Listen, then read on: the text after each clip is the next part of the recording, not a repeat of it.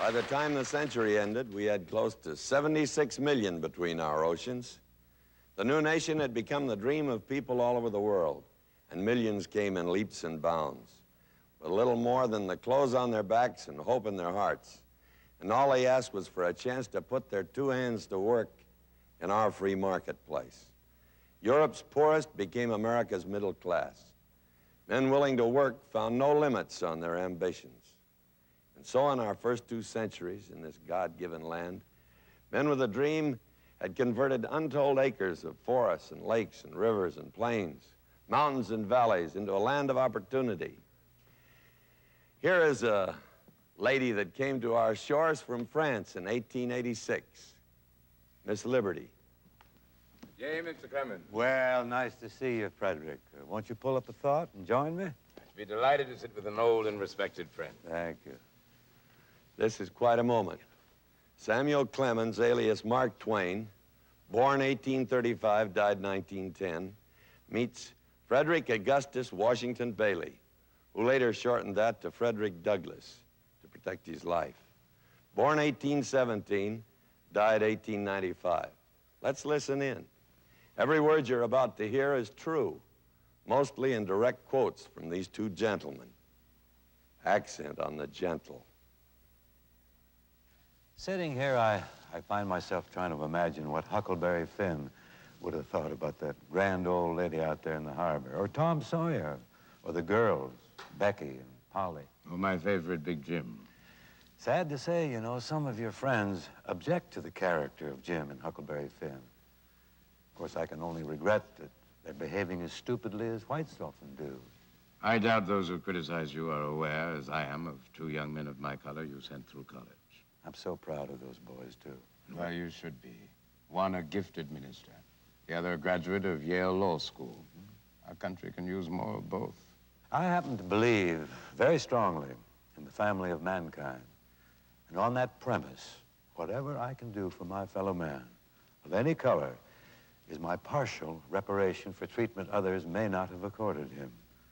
Goodness is due from every white man to every black man. You are living proof, Samuel, that men are better than their theology.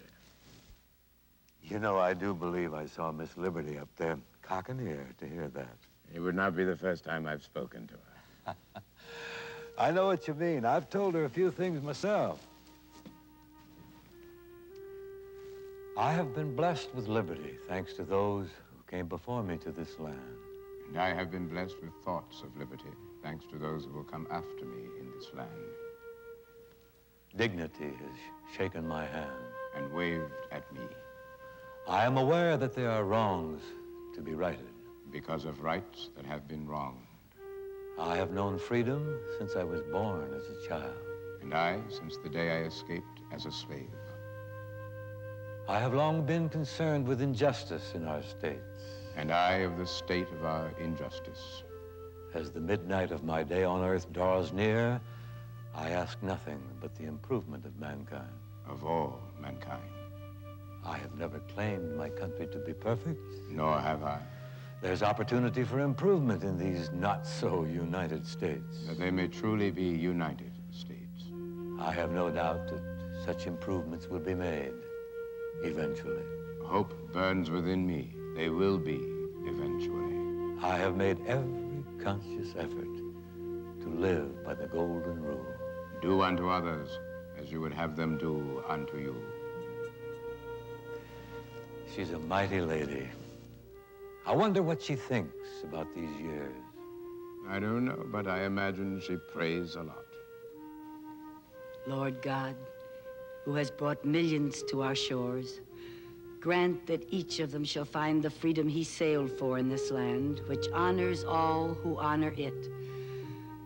Lord God, who has brought man from wagon train to space capsule and filled this great country, imperfect though it may be called by some, give equal dignity to all.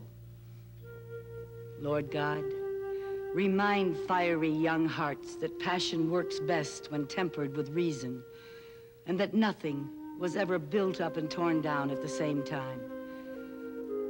Lord God, Remind us constantly the land we call home wasn't built in a day.